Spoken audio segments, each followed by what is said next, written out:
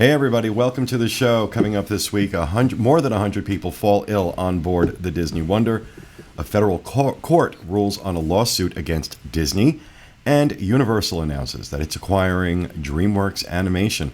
Also, a little later on, we remember our own Bob Varley. His wife Diana joins us in the studio. All that coming up next. From the Bob Varley studio in Orlando, Florida, this is the Diz Unplugged.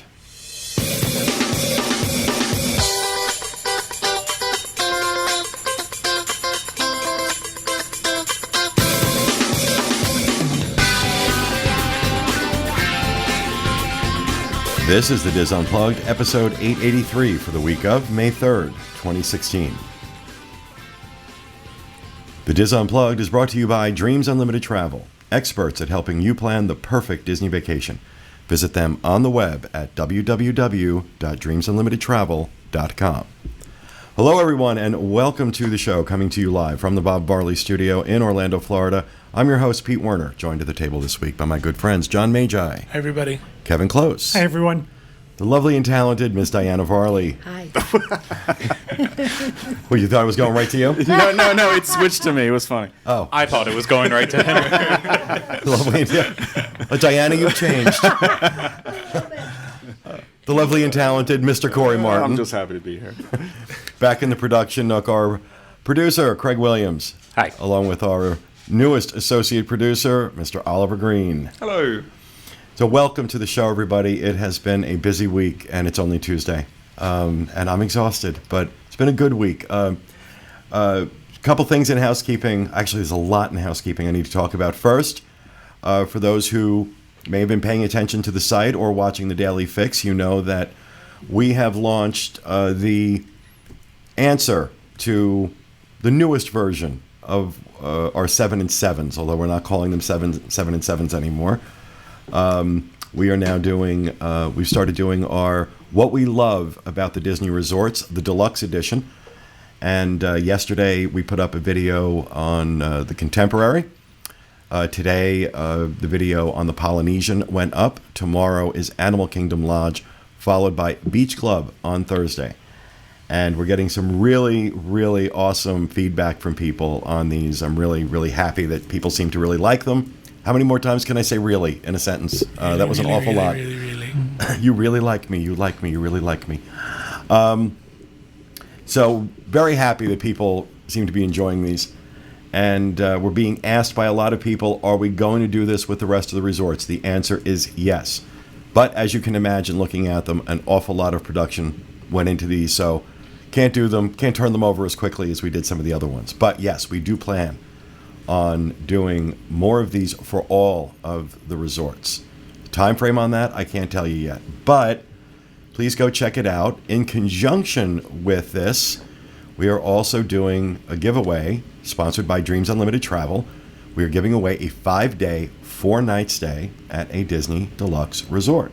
And it's very easy to be a part of this.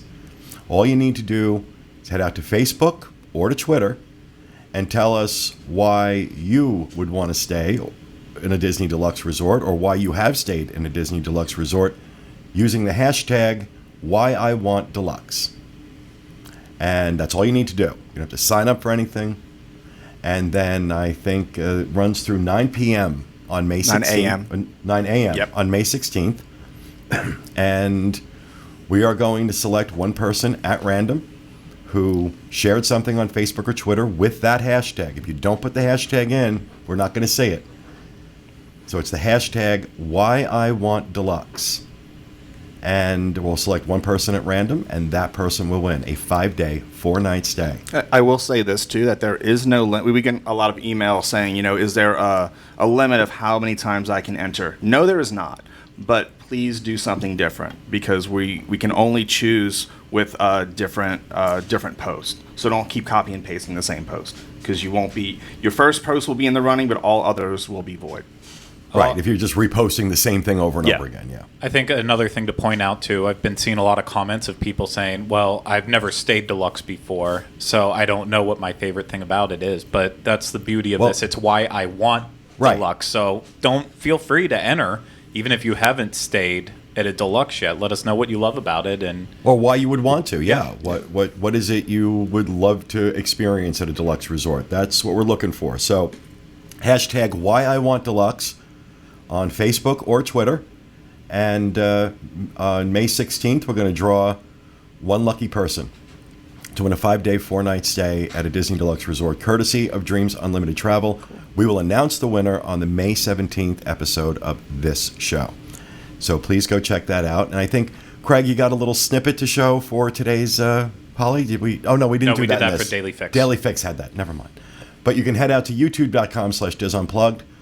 Check out the videos that we're putting up. You can head over to the Diz, wdwinfo.com, to see all the videos and to get more information on our contest. So just go to the homepage. You can't miss it right there. Why I Want Deluxe.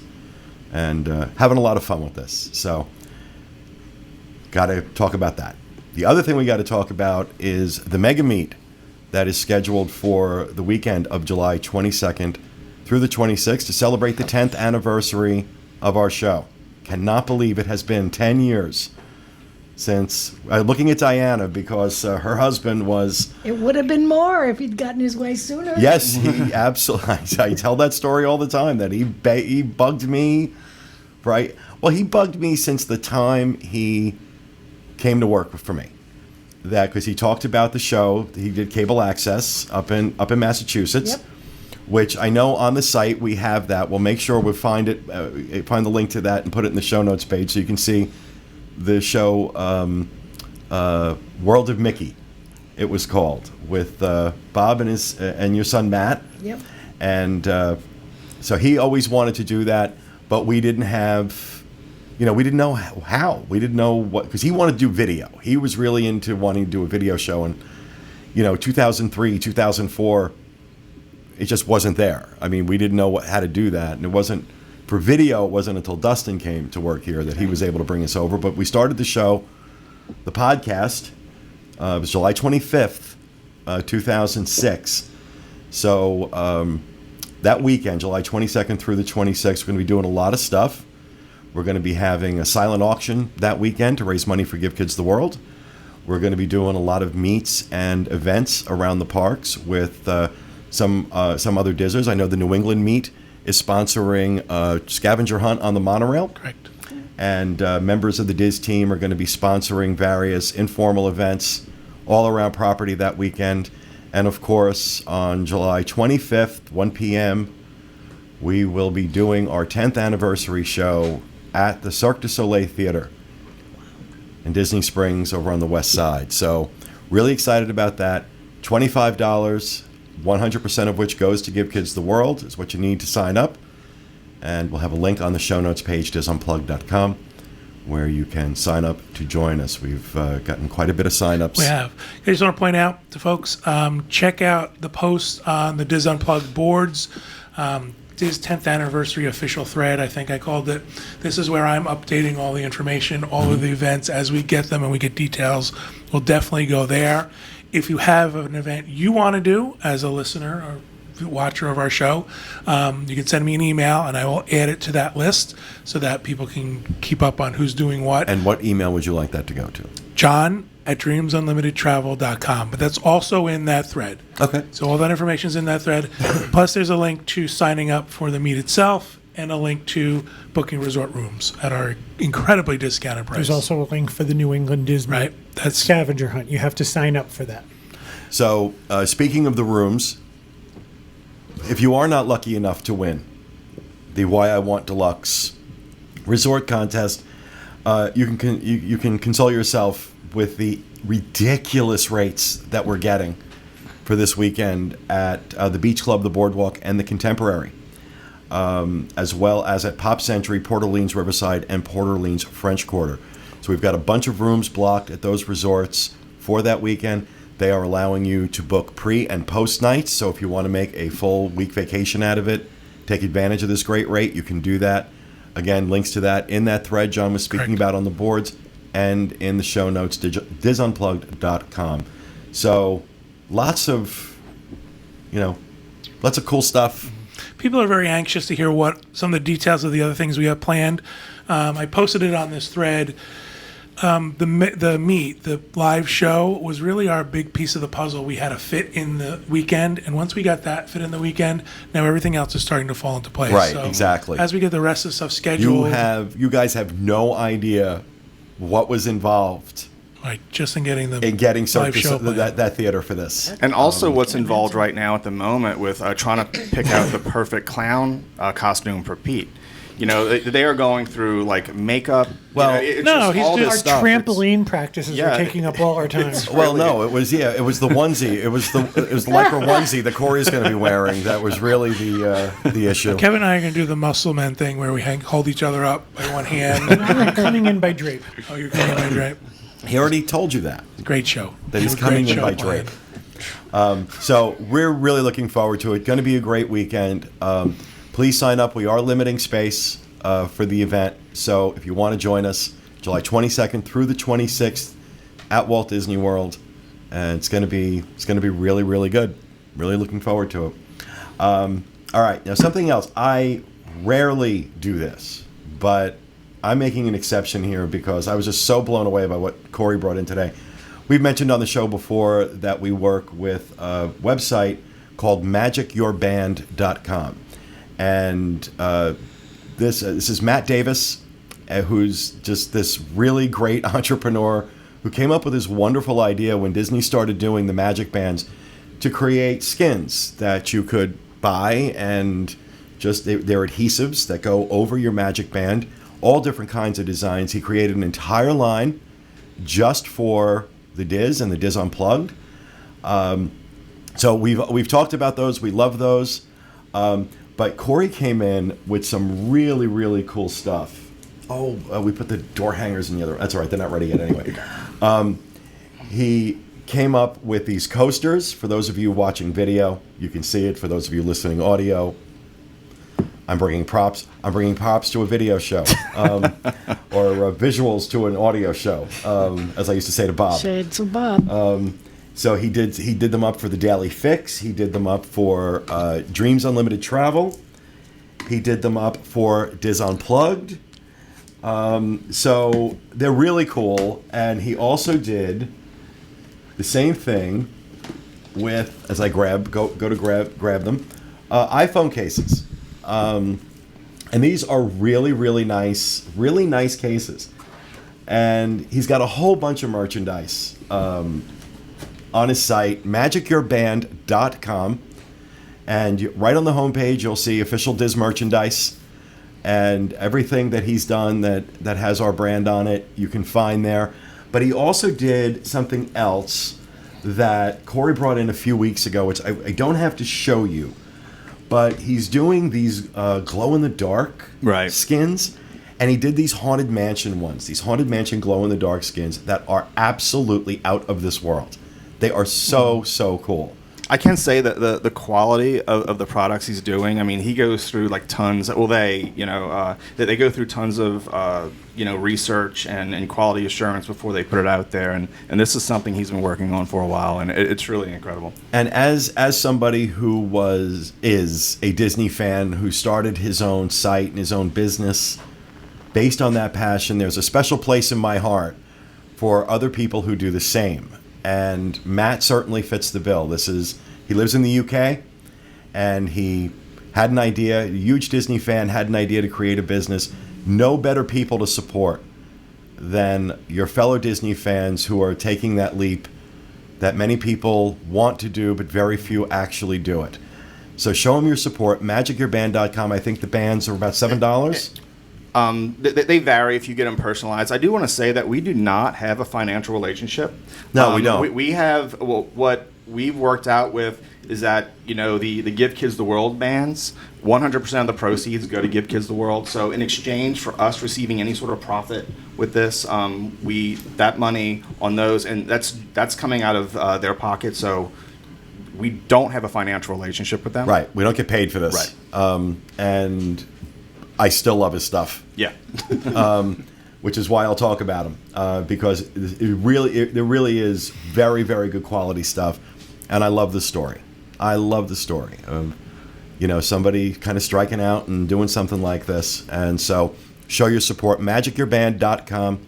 You can check out the Give Kids the World bands, and like Corey mentioned, 100% of the pros or For the Give Kids the World bands. Yes. right, the proceeds go to Give Kids the World, and for the rest of it, the proceeds go to Matt. But some really, really great stuff. Please check them out, MagicYourBand.com. And again, I do that very, very, very rarely. But so when I do it, I want it to have some impact. But Matt's a cool guy, and he really takes care of us. So Yes. want to take care of him too. So with that, finally, from me in housekeeping, just want to talk about our upcoming shows. Every Monday, DizUnplugged.com, you can check out the Dreams Unlimited Travel podcast, which is growing in popularity by the week. Very excited about it. What are we? I know we just the show that just went up was talking about Disney Deluxe Resorts to coincide with what we're doing this week. Correct. What's next week's show? Next week, we're going to be talking about moderate resorts. We're going to do a whole series on helping you pick the right resort for your stay. We started with deluxe, moderate, then followed by value. And then later in the month, we're going to be doing a when is the best time to come to Walt Disney World. So a whole month-long series on picking your resort and when to travel. That's right. You got to get that in now because you're leaving. We are leaving. That's right. Where are you going, John? We're going to Alani for 12 years, 13 years. How long are we staying? 12 years of Hawaiian. 12 years Hawaiian. Very excited about it. 12 days. We've had a crazy kind of, I don't even know how long, 6 months. Kevin and I have not been away since last October, I think. That doesn't usually garner a lot of sympathy. Oh, too bad. But it does say something that even though they're not going out for work, this is where you choose to go on vacation. Correct. That is. You want to take a break, and you're going to Alani, and God bless you, because Very excited about I'd it. love to be right behind you. But We're going to do some, we'll do some restaurant reviews while we're out there. We'll do some experiences that we can share them on the Dream Show and on this show and talk about Alani, but it's mostly vacation for us. So I'm excited about that. So awesome. So that's next Monday, DizUnplugged.com, or you can go to youtube.com/DreamsUnlimitedTravel and check out all those shows. Also, every Monday, the Disneyland edition of the Diz Unplugged with Tom Bell and his team. This week, listener Karen returns with a trip report from her Disneyland in Southern California vacation. Of course, every Thursday, 1 p.m. Eastern Time, live, DizUnplugged.com. Mr. Craig Williams and the team with the Universal edition of the Diz Unplugged. And what are you going to be talking about this week? This week we are going to be going over our current favorite things at Universal to help people that are coming this summer to start planning ahead on what you think you should see. Awesome. Yeah. And I'm happy to announce that we have a new weekly show in the lineup. Every Friday, Rhino Clavin and Oliver Green, Diz Pop, where they're going to talk about Disney pop culture. What's happening in video games, movies, undergarments, whatever's in pop culture. I thought it was about all the sodas around Disney property. Yes, it Like, is. we're It's gonna a show go dedicated and- to soda. This week, Rhino and Oliver will be talking about the new Marvel Disney Infinity playset. And Rhino had a great idea.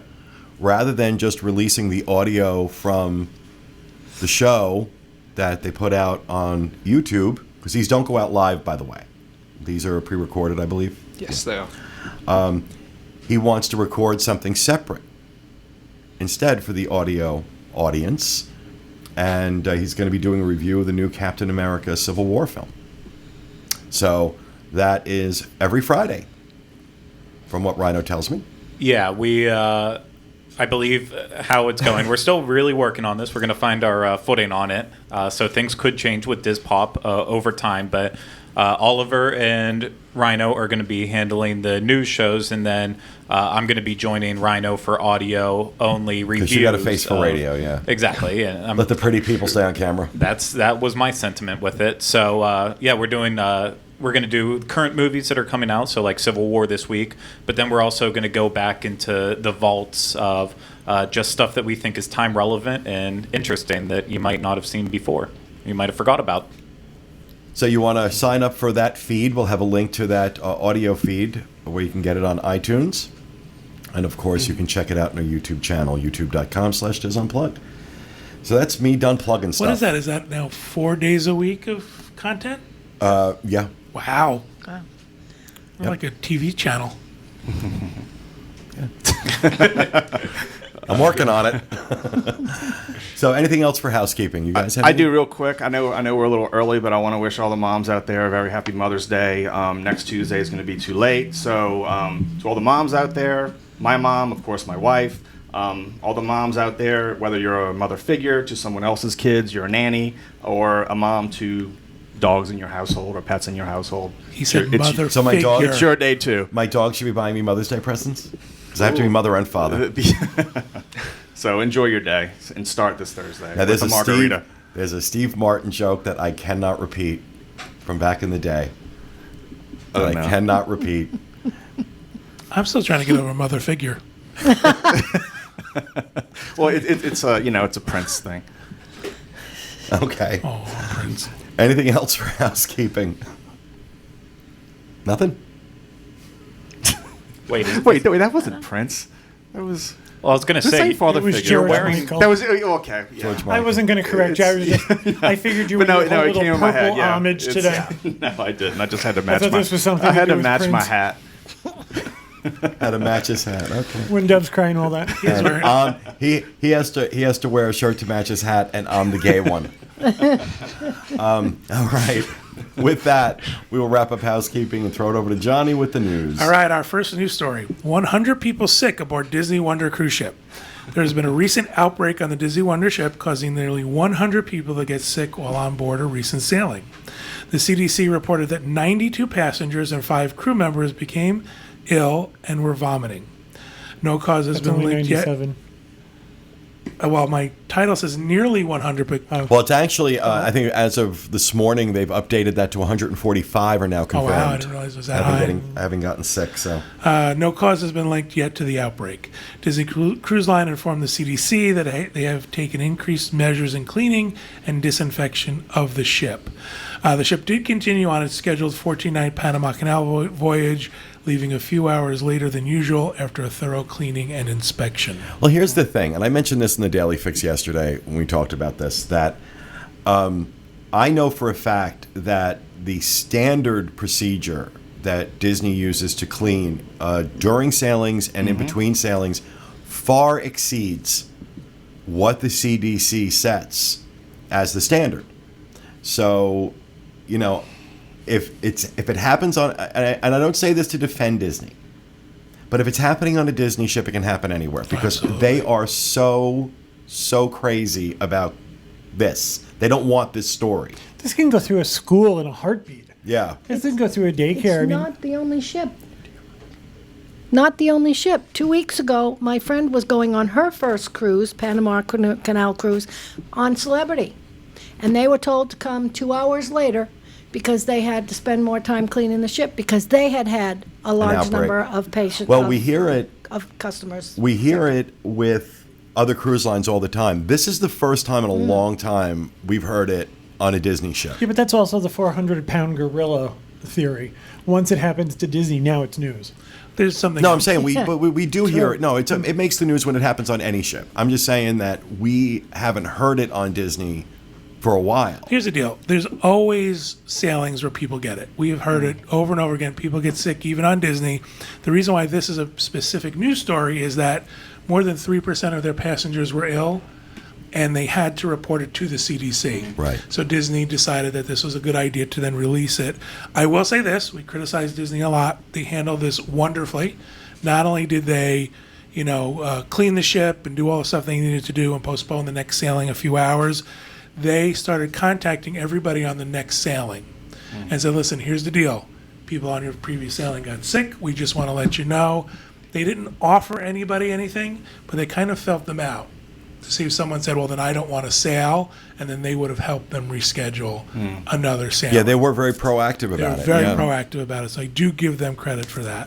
And let's be honest, I really think that all these people have something in common, that they really got sick because they ate dinner next to somebody wearing jeans at Palo.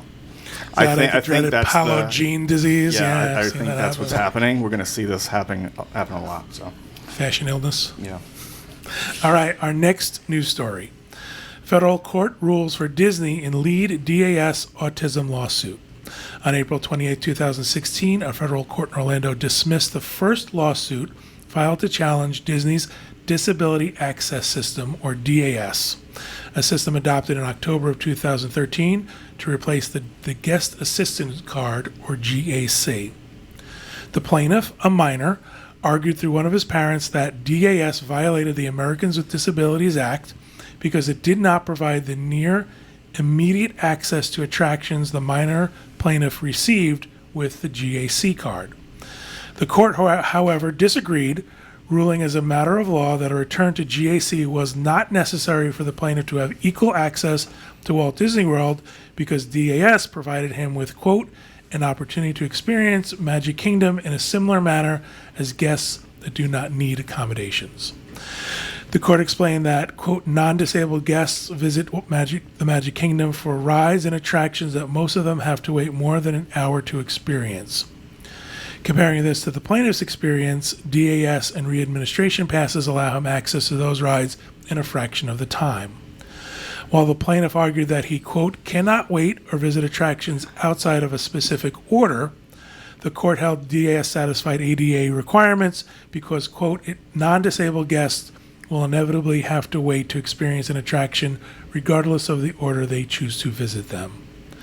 DAS and readministration passes afford the plaintiff a similar or better experience as those not needing them. And basically the rest of the story is just supporting the fact that it went in Right, Disney's and I favor. think, the other part of this, too, that the judge pointed out was that the ADA does not require special access. The ADA requires that a company provide access for people with disabilities that is similar to the kind of access someone without a disability would have. And, to expect that Disney, and I understand the issue that, especially with autism, that, there are special needs there. Disney no business can be expected to accommodate at that level. You can't. You can't. Because what you're going to, and unfortunately for Disney, if you want to sue somebody, sue the arrogant witch in New York who was hiring disabled people as a tour guide so that her family could get the front of the line passes, as she called them, Yep. that disabled people, because that's why this went away. Yep.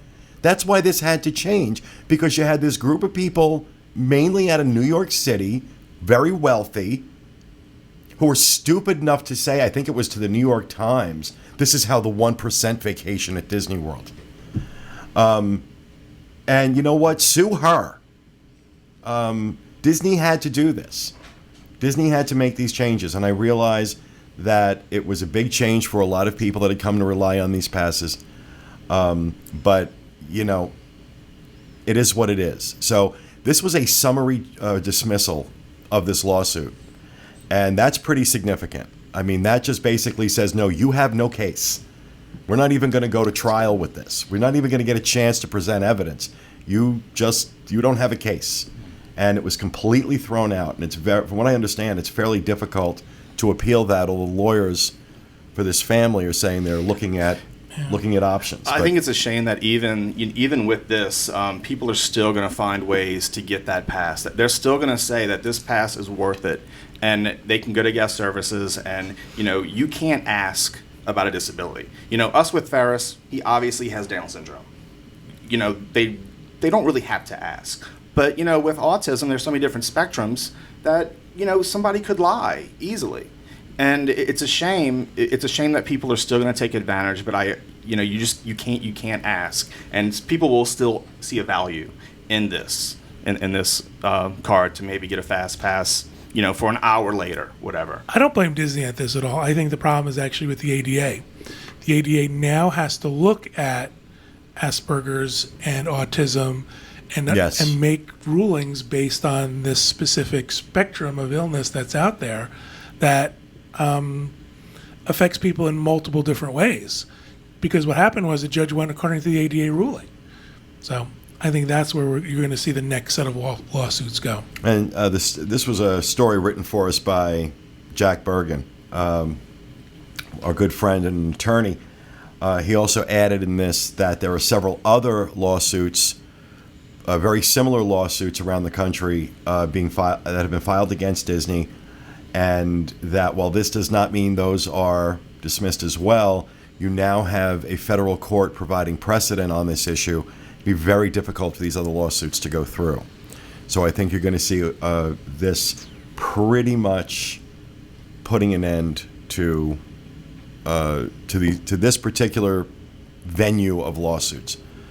But now I think since it was a federal court, they can, I guess they could try and appeal to the Court of Appeals, but they're going to have to prove that the federal court did something wrong, Right. Which is going to be very, very hard to do here. So barring that, this is where this ends. So Disney, that was a really significant victory for Disney. Great. All right, our third and final news story.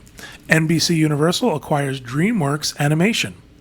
NBC Universal will be acquiring DreamWorks Animation, which currently has an equity value of $3.8 billion. DreamWorks Animation stockholders are set to receive $41 in cash for each of their shares when the deal is expected to close by the end of 2016. DreamWorks Animation will be joining Universal Filmed Entertainment Group, which is already home to Universal Pictures, Fandango, and NBC Universal Brand Development. This deal helps bolster Universal's animated lineup by bringing hit franchises such as Shrek, Madagascar, and How to Train Your Dragon into the family, alongside the animated films like Despicable Me and The Secret Life of Pets. Also under the DreamWorks Animation umbrella is DreamWorks Classics, which include Where's Waldo, Frosty the Snowman, and Rudolph the Red-Nosed Reindeer. DreamWorks Animation CEO and co-founder Jeffrey Katzenberg will become chairman of DreamWorks New Media and will serve as consultant to NBC Universal. Well, something that I've mentioned multiple times over the years, that one of the biggest problems Universal has is they own very, very little of the intellectual property that their attractions are based on. And they have to license everything out. So whereas Disney owns the vast majority of the intellectual property that's in their parks, Universal doesn't. So this was a big deal for Universal in terms of buying a stable of intellectual property that they can use. We can argue about the value of it, but I have to frame it in this sense. Disney, a couple of years ago, paid $4 billion for Lucasfilms and the Star Wars franchise. Universal spent just as much money right now on How to Train Your Dragon. So did Disney grossly underpay for Lucasfilms, or did Universal grossly overpay for DreamWorks? I think it's a little of both.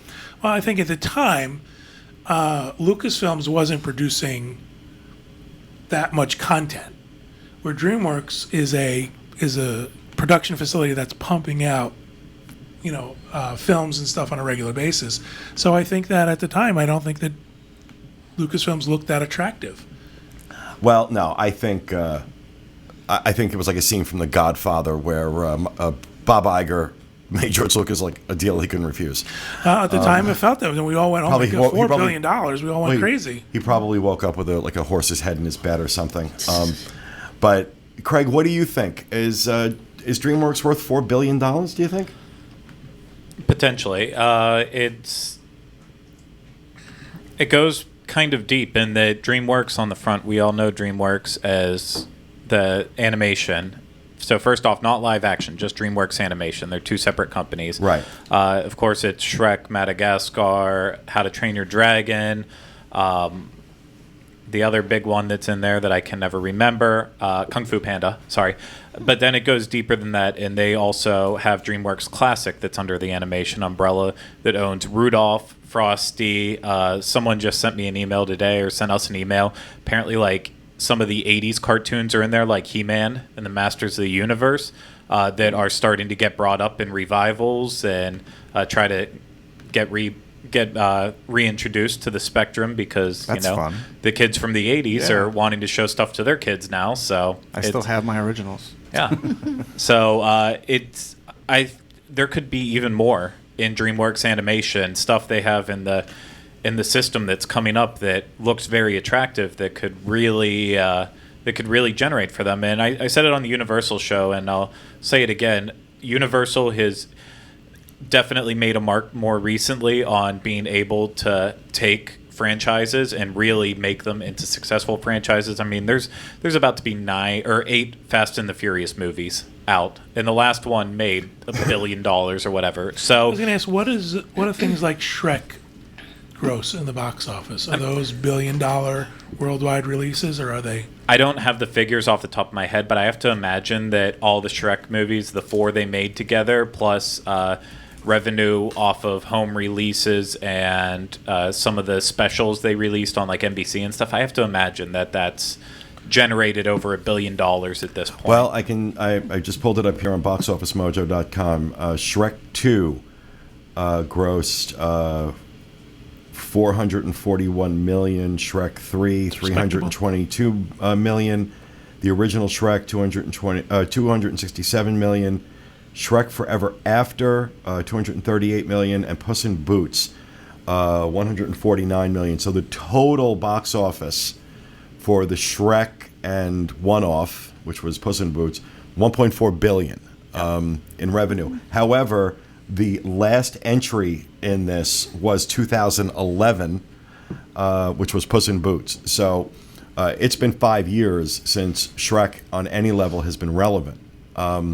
Which is one of the other problems that Universal deals with sometimes is, they get these IPs that are dated, and I hear what you're saying, but I keep, like, every time I think about this, I take a look at Toon Lagoon and Islands of Adventure. When was the last time Betty Boop was relevant? It was in the 1920s, and yet there are, like, there's a Betty Boop character walking around. Stop trying to make Betty Boop happen. Okay, it's her days past, and this is kind of the problem sometimes with Universal, is that they, for every Harry Potter, you've got, had this been Marvel, I think it would have been a different story. I don't know. I mean, DreamWorks Animation is up for sale because DreamWorks Animation really never lived up to what it was supposed to be. It didn't, but I can see Universal definitely bringing about something like Shrek that hasn't been relevant in a while and resurging it. I mean, for Fast and Furious was essentially dead. It was a franchise that had run dry. No one cared about it. And now Furious 7 was one of the biggest movies of all time. And as awful as it is. Something to do with the fact that Paul Walker died and this was his last movie? No, because Furious 6 did just as well, and so did Fast 5. I'm sorry, I've got to correct something. Those were the domestic numbers. When I look at worldwide, the number is 3.5 billion on Shrek. So, yeah, that's pretty good. Yeah, I think, can they do anything with it now? I think they can absolutely bring it back from the dead. I mean, Jurassic Park 3 should have killed the future of any Jurassic Parks ever after. And then they gave Jurassic World a chance, and look what happened there. Yeah, but it took how many years? Sometimes. Also, DreamWorks Animation also does more than just full-length animation. They do a lot of CGI in other movies. Yes. So there's revenue streams there as well. And right now they are doing very well with making Netflix direct releases. Not that that's not banging away bucks right there, but no one can argue that Netflix isn't a major powerhouse in home entertainment. Right Absolutely. One of the stories that was in the New York Times about this was that Katzenberg really didn't want to do this. Katzenberg, when he left Disney and went to join Spielberg and David Geffen and to create DreamWorks, the animation division was his baby, and he is effectively out now. He's walking away with, I think they said $400 million is his take from this deal. Not a bad payday, but he's out, and they were saying that he's like really kind of depressed about it. But so I think he'd given up on some level, or sold out, however you want to look at it. But that being said, with with a stable of IP for them to do something with, it just kind of raises the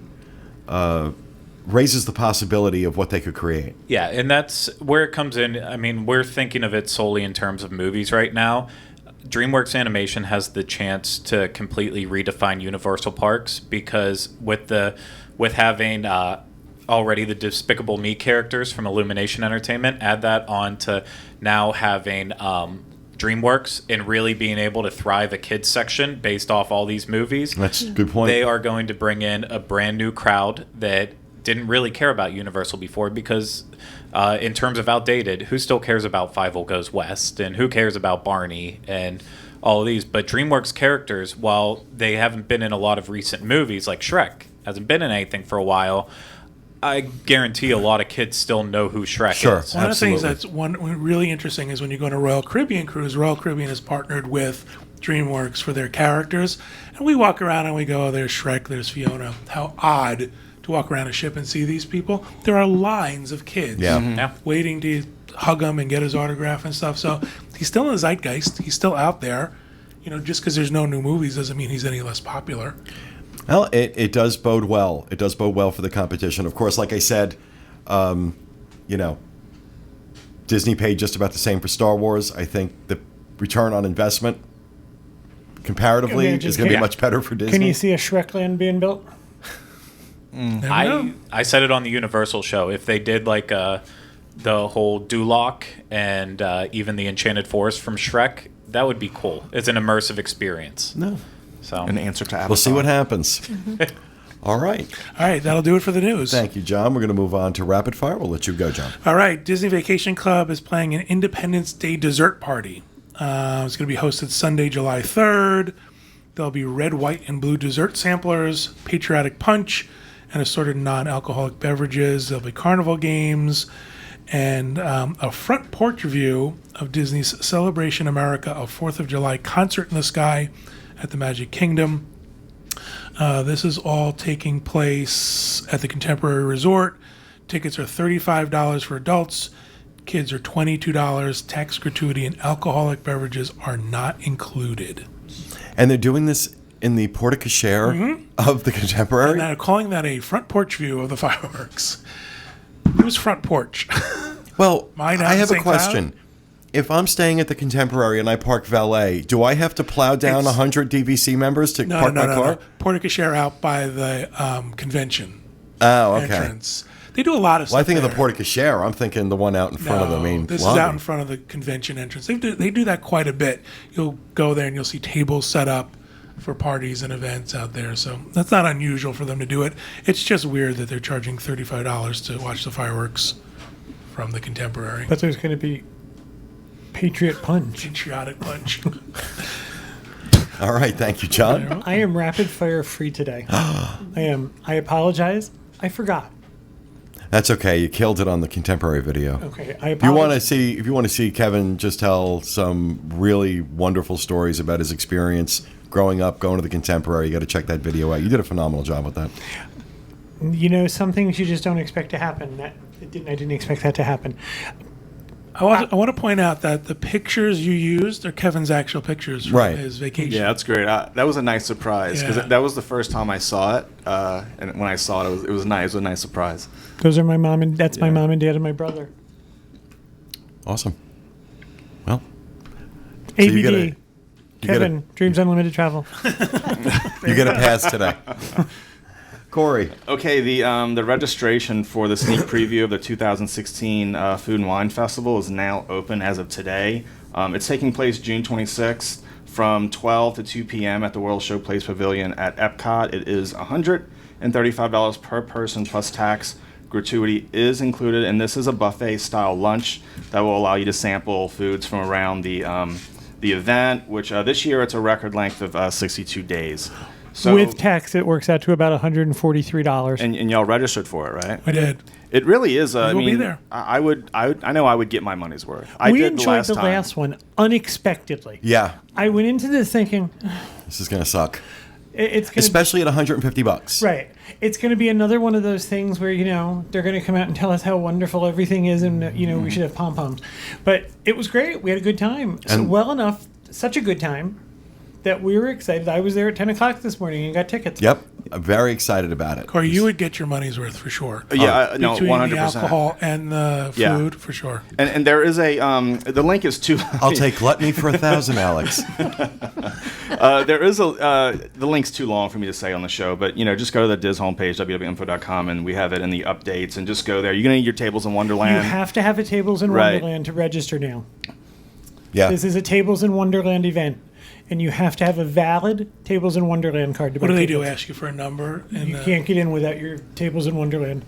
You said, really? I'm using Tables in Wonderland for the 400th time. And I love that pavilion. I think that's such a. I think that's a great The World venue. Showplace? Yes, Yeah. it really is. For those not familiar with World Showplace, it's an area off to the back in between the Canadian Pavilion and the UK Pavilion. And it was put up for the Millennium. It was the Millennium Village. It was Millennium Village back in 99 and 2000.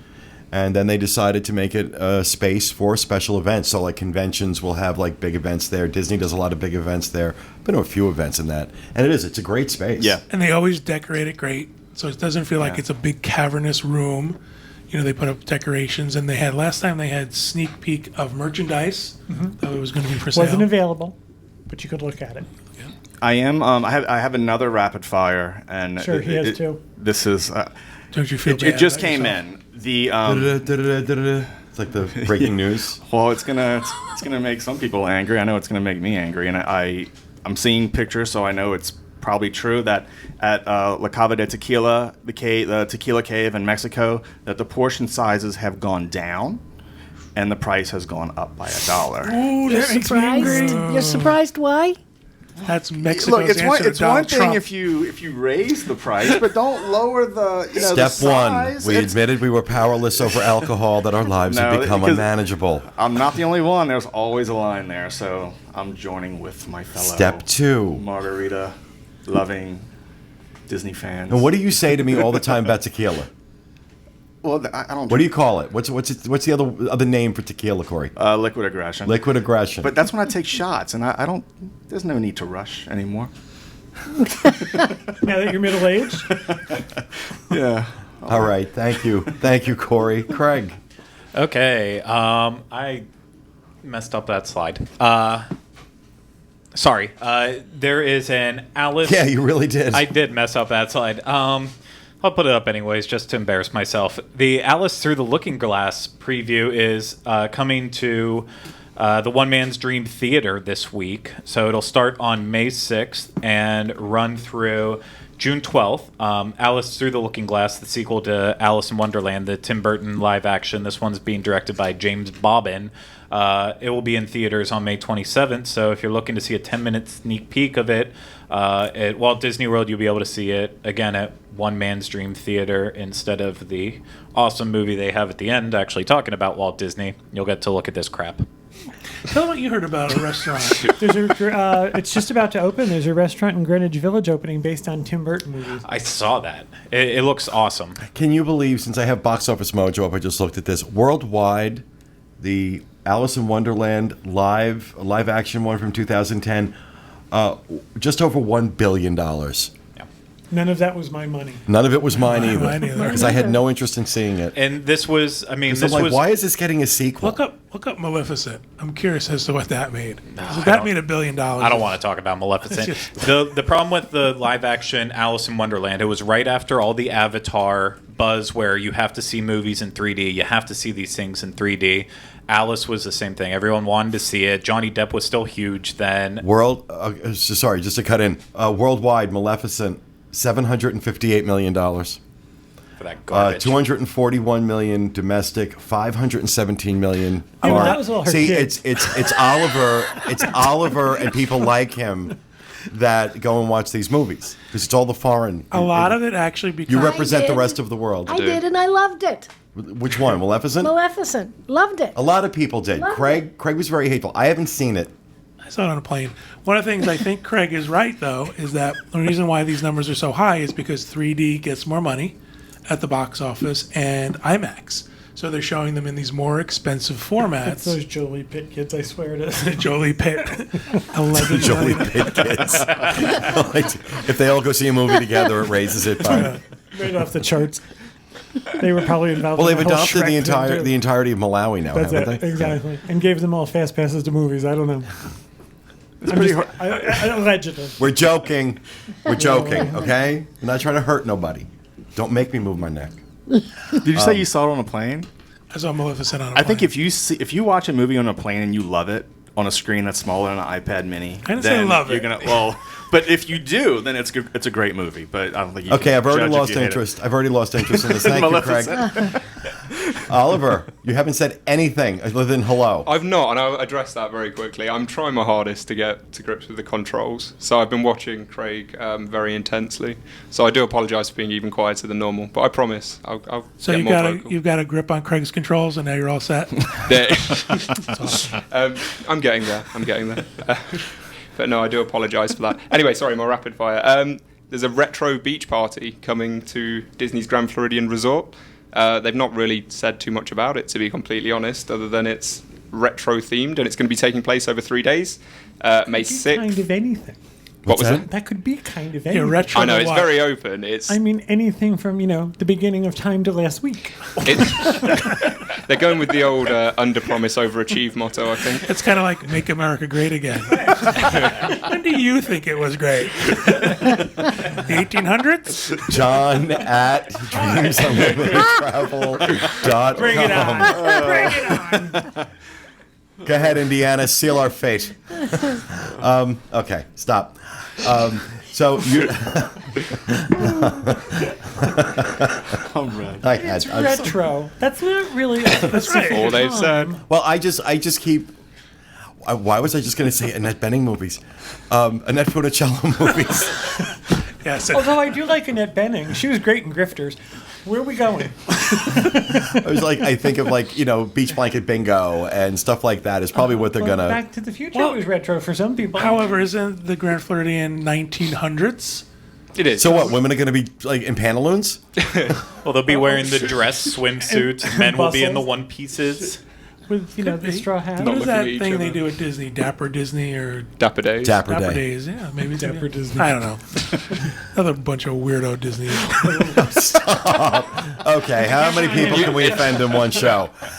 I'm going away for a couple weeks. I gotta get it all in before I go. The interesting thing about the event, just to put it out there as well, is they've opened it up to anyone staying in any Disney hotel. You don't have to be staying at the Grand. They're inviting everyone along to this. Come to something where we're not going to tell you what it is. Yeah, exactly. Yeah, And it's you going have to be a to pay surprise. $35 to do it? On They've the not back said lawn? anything about pricing, so it's yeah. Oh, And when Oh. is it? It's over 3 days at the minute. So the May 6th, May 27th, and May 30th. May. Okay, hold on. What were those dates? The May 6th, 6th? the 27th, and the 30th. So they're not doing it on 3 consecutive days. They're just Yeah. Okay. So it's like 3 days away. They're dipping their toes in the water, I think, and they're going to see how They it should probably have turns a out. theme by now. Very interesting. Why would they be doing this and inviting everyone? That just something don't smell right. And it's going to be the guests from the All Stars. Oh yeah, 100%. That's Pete at dreamsunlimitedtravel.com. The less I'm you say- kidding, guys. I'm in a punchy mood. I'm kidding. I think we're mean all nothing little- by that. I think it's sad that we have to tell them we're joking. But I don't... It seems like 3 days away there should be more Corey information. liked that one. I guess we're in a deluxe mode right now. I'm not sure. Different. Oh Lord. What were you saying? I said, the fact that it's 3 days away. There should be details. Right. Are you supposed to come in costume? I mean... I don't know. All right, Oliver, thank you very much. That'll do it for Rapid Fire. We're going to move on and talk about something a little less controversial. But as I mentioned last week on the show, this past Thursday was the 8th anniversary of the passing of our friend and colleague, Bob Varley.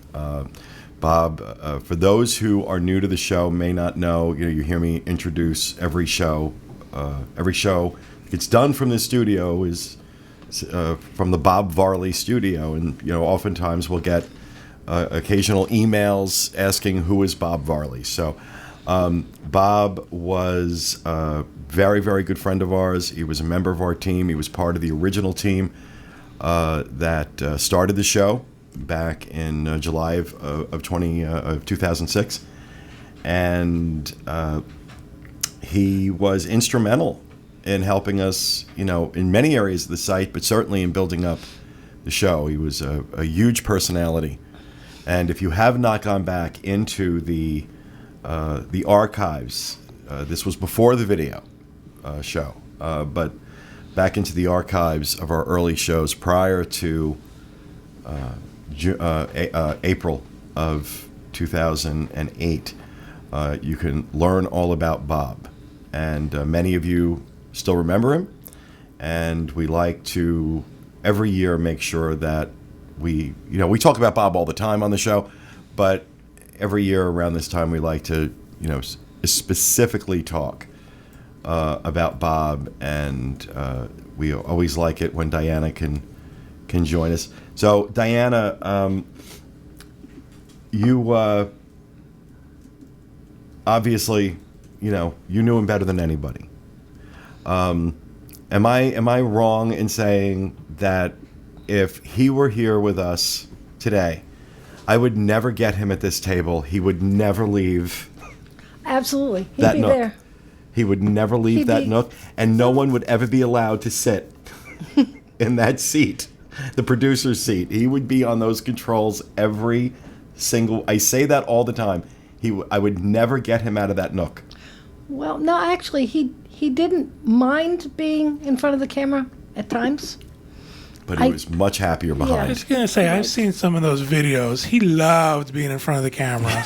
He loved being cart think- cam. He was the first one that realized how popular all of you were getting to be because of the podcast, because he was the one that was in the parks. And I can remember one day, it was the anniversary of Epcot, and they had thrown together that little room Yeah, with that last stuff. minute. That last last minute. minute, and I had gone in with him. He had the cart cam and all his equipment, and there was no room to maneuver that, so we just parked it on the side inside the building.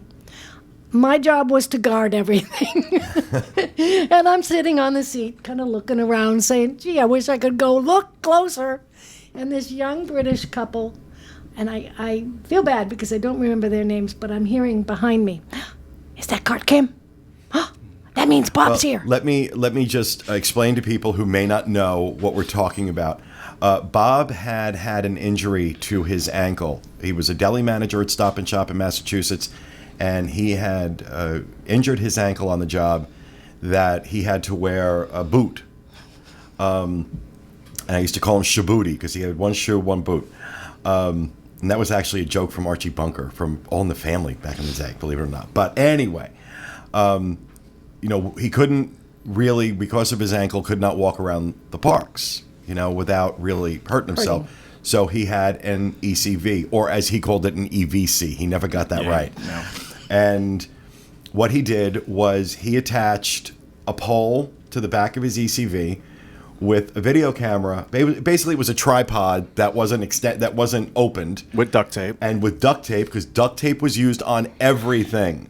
That's another story. Duct taped it to the back of his to his cart with the camera, and would drive around the park and take videos. And if you go, it's on the Diz Unplugged channel. Yeah. YouTube.com/DizUnplugged. We'll put some links to them in the show notes page this week. Some of the videos he took with cart cam. One of my favorite videos that we ever did was the Star Wars Weekends video. Yeah. With him. That was an awful lot of fun. We got a bunch of them. Yeah, there's actually, if you're even on youtube.com/DizUnplugged, it's one of the playlists that we feature on the homepage. So it's right up there. All the for you Bob to see. videos? Yep. Oh, That was even better. a very fun fun thing to record. Just seeing like the characters ignore him, and he hated that.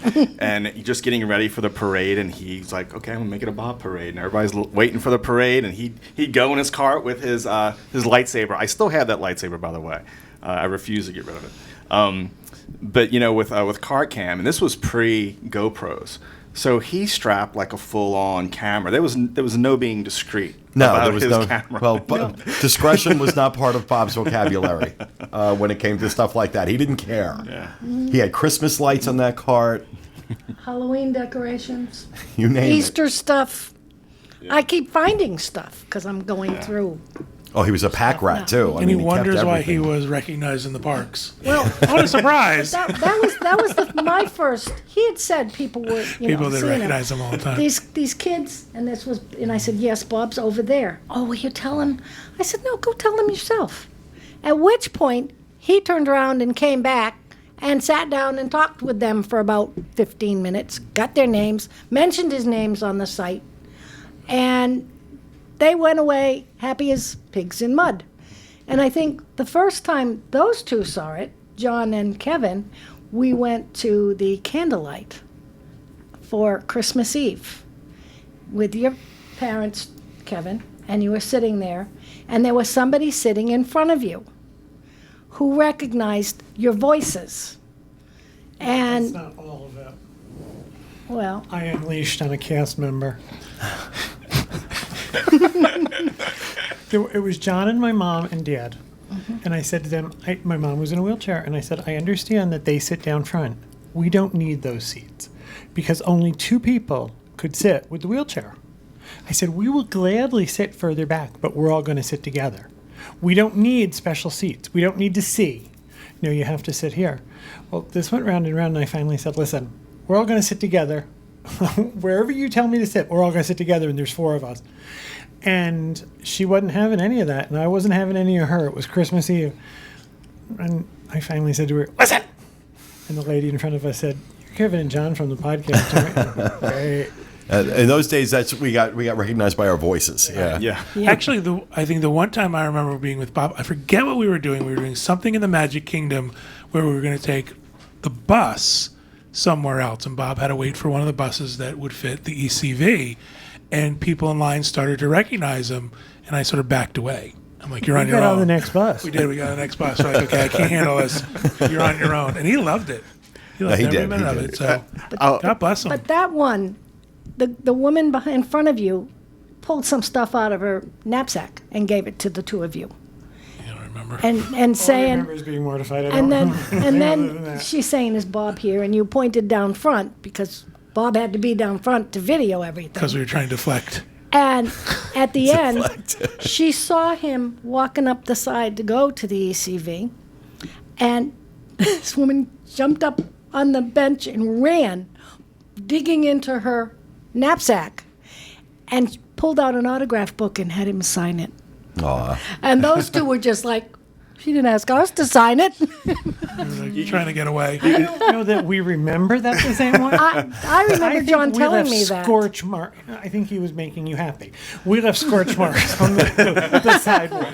Because it was a time when we didn't want to be recognized. It wasn't what we were searching. We don't search it out now, but I think it was not something we ever were prepared for. When you tell people or at Disney wanted. World that your food is swill, you kind of don't want people to recognize your face. So we were very uncomfortable with the whole situation in general, and then the fact that Bob was so recognizable, and when you were with him, it was kind of like, okay, I gotta sort of get away from this. There was one moment I remember talking about being mortified, and I guess it all kind of goes back to his EVC or his ECV vehicle that we were going around Universal doing a photo shoot or whatever, and in the middle of the park, his battery dies. And I'm like, so where's your backup? How do we charge this? He goes, we can't. You're going to have to push me to the parking garage. I'm like, really, Bob? I got to push you through City Walk. So right. he's steering, and I'm pushing him through. I'm like, oh, God. And so we finally get to City Walk where there's like the people movers or whatever they are. And it says no strollers, no anything. No, we're pushing the sucker on there. I need all the help I can get. And we finally get to his van, and he pulls out 2x4s. Oh, yeah. Yeah. Like, so now we have to push this thing up 2x4s into your van? We went to a thing at Epcot one day, and he said, I brought a scooter for you to use. I have a knee problem. I said, okay. And he got on his scooter, went tooling off, and I got on my scooter, and unbeknownst to me, the little hand thing didn't laugh. So when it stopped, you went flying forward. And I said, Bob, I think this one's broken. And he looked back at me and he goes, you're right, it's broken. Okay, thanks. I think he lost the pin on that. Yeah. Well, I Caught you know, a you, pin. you talk about, finding out that, people recognized us or how, people listened to the show. Sadly, that was really driven home for us when he passed away. I still to this day, after, nearly it's almost 19 years that we've had the site, have never seen an outpouring of grief and love and support the way I did in the days and weeks after Bob died on the boards, from all over the world. You really got, that's where it really struck me how far this went and how deep, it connected with people, and especially him. And his, people would, and I know that we've talked about this in the show before, so if it's repetitive for some of you, deal with it. But one of the things that, remember in the early days, how people would get on us because we were so mean to Bob. We were so mean to Bob. As a matter of fact, Always. I had a conversation with Bob one day before a show, and I said, listen, tell them you're in on this. Because Yeah. I'm tired of the hate mail. Yeah. Hate mail. Tell them you're part of the joke. We had been going out to dinner every Saturday night. We spent our holidays together. We traveled together. Tell them you're in on the joke. Right, exactly. And because that was just the dynamic that we had, Bob. Bob set all that up. He did. He'd instigate it, and Right. he'd say, "I'm gonna bring this," and they're gonna go nuts over it because I'm bringing it to a Right, but he wasn't the one getting the audio hate mail. show. We were fulfilling Right, I used- we were filling our parts, and he was the one who was basking in, oh, poor Bob. I mean, that was an ongoing joke that I had with him because he'd bring, you're bringing visual props to a radio show. Julie almost lost her mind one day. He brought out a thing that he had highlighted, and he had highlighted everything on the page, and she kept saying to him, Bob, you've missed the point of highlighter. If you, You could have just printed it on yellow if you paper. highlight the whole page, you don't need highlighter at all. You know, thing. And he would, I've said many times how he would come in with folders. The first time I met him at Palio, having dinner with him and his golfing friends. Victor. Victor. And met at Palio, which was the Italian restaurant at the Swan before it became Il Molino. And, I'd never met this man before. He was a moderator on the boards. He wanted to get together because he had some ideas he wanted to share with me. And he whips out he had this massive folder with him, with all these pieces of paper and all these notes. And I'm like, oh my God, this guy's crazy.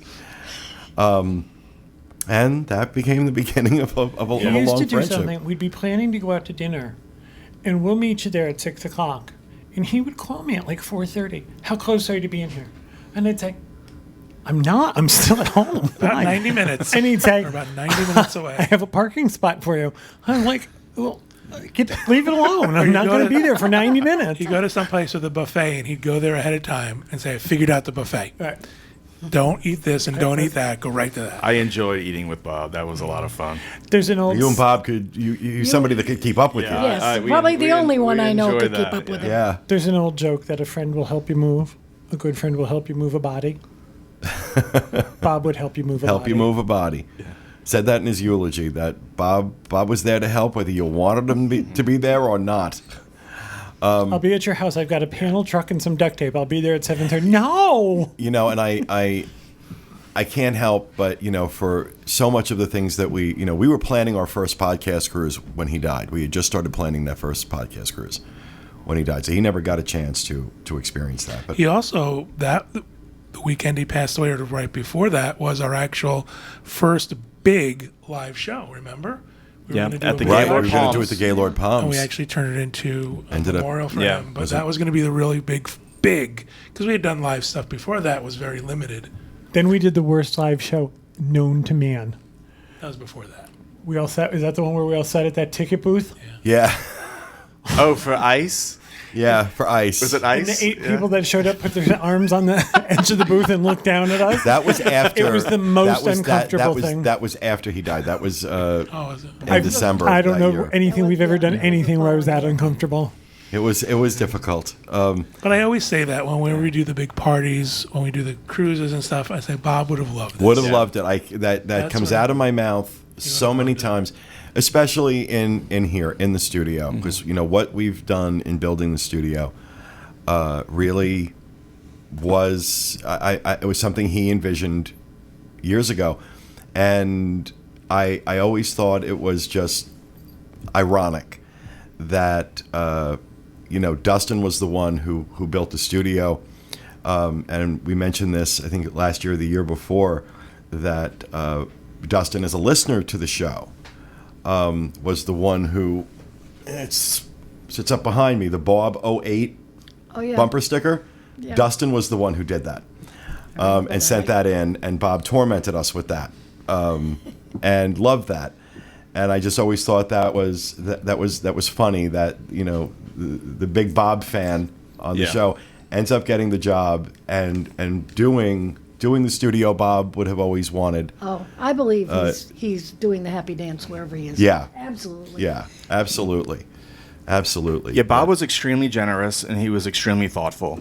I hold on to a lot of memories, but I'm not a pack rat. I think if Julie was here, she might disagree with me. I'm not a pack rat, but I do hold on to things that hold memories. And That's hoarder then. And what's that? No, I'm not a hoarder.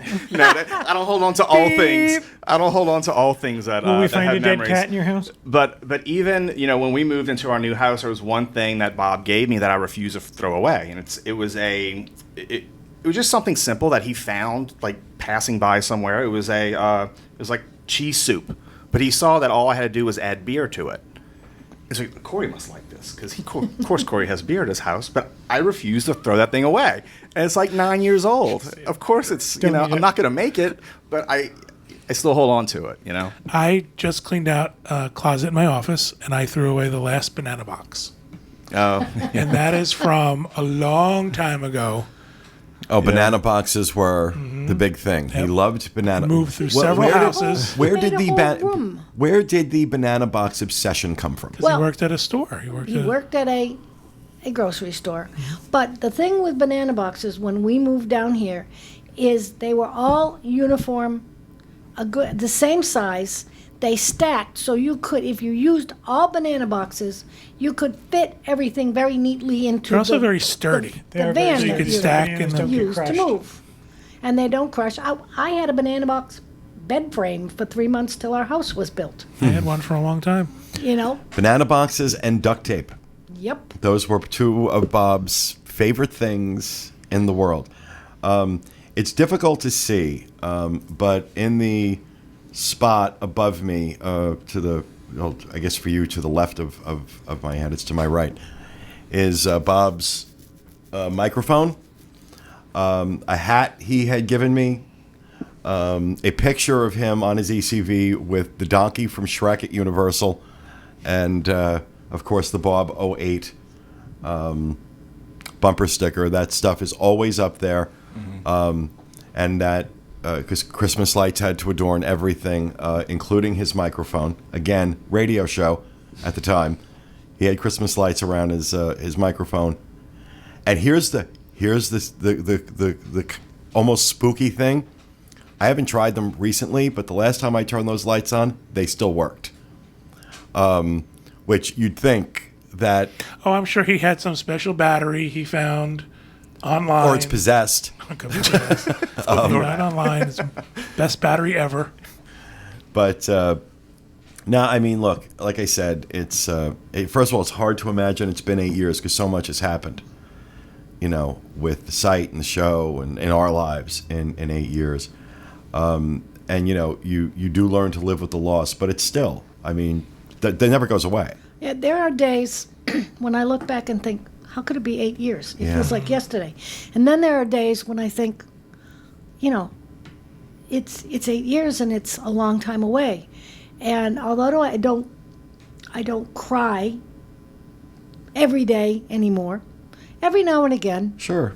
a song or something, And, I let myself fuss for a few minutes and then I put it away because he wouldn't want me No. to be unhappy forever. And I still have good experiences. I've made new friends, done new things for work and new adventures. And I believe that he's right there patting me on the back and pushing me forward and saying, go. A lot of people ask me, are you dating yet? And it's like, no. It's She's single. foreign. But it's how do you, Yeah.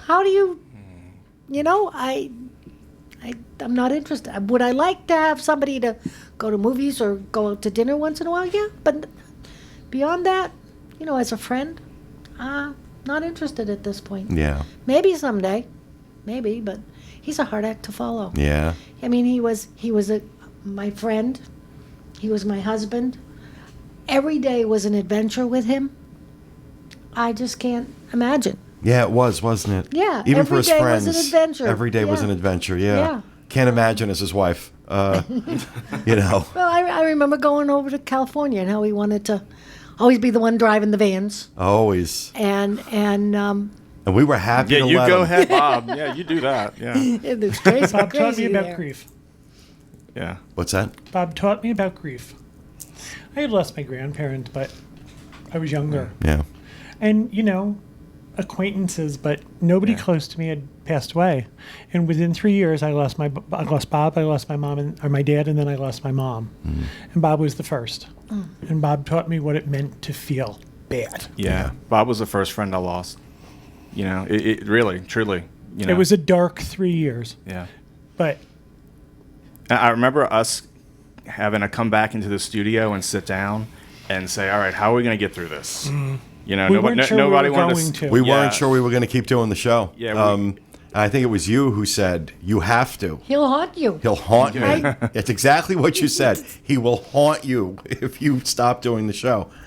And really, it is a tribute to him because this was something he wanted. He wanted from the get-go. When he talked to the point where he talked incessantly about wanting to do this, to the point where I would look at him and go, "I love you. Shut the hell up, please." Stop talking to me about this. I don't know how to do it. If you could figure out how to do it, we'll do it. And he did. Yeah, but we fought him for a long time. We all fought him for a long time. None of us wanted our faces on the radio. I didn't want to be on the microphone. Right. Well, that's what he means. Yeah. We fought him. I kept telling everybody I was going to wear a beekeeper's uniform. No one wanted that. No one went looking for this. Right. It was Except not like we Bob. went on a. Well, no, I'm not even. He wanted a new equipment. Well, I don't think that's all he wanted. any of us ever thought it would turn into what it's turned None into. of us auditioned for this. I mean, it's not like we sought this out. It was basically, let's go put a play out in the barn. All right. My daddy's got a barn, and I can make costumes. Let's go. Yeah. So, and we loved it. He loved it. But yeah, every time we do anything, anytime we're out filming, like we just wrapped up what we were doing in Disneyland. Before that, we were doing what you guys are seeing now with what we love about the Disney resorts. Any of those things, our 7 and 7s, my mind always goes to, he would love this. He would be in his glory. And, he knew his stuff, especially behind the camera. The man knew his stuff. And it was all self-taught. All self-taught. All He self-taught. was also really experienced with Disney. Yeah. He knew Disney inside and out. He was a true expert in all things Disney. And No if he question. didn't know it, he would go and research it. There are several show highlights, but I think one that people should go listen to. I think it was the Coronado Springs. He went and reviewed Rick's Lounge, the opening, and so a lot of his isms came from that show. The mojitos, the Pierre Jouet. Yeah. That's the show you asked him if the drink he had was made with tequila. Yeah, tequila. Yeah, so but if you go listen, there's a lot of them, but that's one of them where two of the Bobisms came from the Coronado Springs Rick's Lounge. I don't know the date. we've been doing this 10 years. That was, Everything's the other day for That me. was earlier in 2008, wasn't it? I want to say that was couldn't even guess. that was toward toward the end of his life. He did that. Yeah. He did that because you guys were revisiting all the resorts, and he Well, he- drew Coronado Springs, and Right, that's right. Well, that's right. He never even got to do that review on the show. He had, I had been out in California with Walter earlier that month, and he was doing a review of Coronado Springs. And I remember when I came back from that, I was talking to him, and he kept talking about how tired he was. He goes, God, it's a big resort. He goes, I got really tired going around that resort. And then, of course, I remember the last show that he was on, and he kept he had this cough, this little cough, and I was getting annoyed with him because normally in those days, because we edited all of that stuff out. I mean, the shows were heavily edited. They had to be because we were all over the place. And normally, like during the show, I would tell people, if you got a sneeze or a cough coming up, put your hand up so we know to stop. So I have a clean place to cut. And he kept coughing. And I mean, of course, we didn't know at that time that it was his heart was expanding and probably pressing on his esophagus, which is what happens. It's one of the signs you might be having a heart attack. I always thought about that. We just thought, oh, we just had a little cough. But now I think back, because that was only days before he passed away. yeah, it was really close. So, and it was a heart attack ultimately that. Well, that's the official. Our primary doctor and myself, we think it was an aneurysm, a thoracic aneurysm. Oh, really? He did not have pain. I found him with his eyes open and his hands at his side, and no pain on his face. So just explain. Diana is a registered nurse, by the way. And in fact, Diana, when my doctors were diagnosing 11 different things, it was Diana who said, no, it's your gallbladder. She was right. What is a thoracic aneurysm? An aneurysm is usually a congenital outpouching on a major artery. In this case, it was his aorta up in his chest. And it burst. And I think maybe the cough was part of that. He also had a hiatal hernia, which was the only other thing that bothered him. And with one of those widowmakers, which is what they call those massive heart attacks, they usually have pain on their face and their hands here. He didn't have that.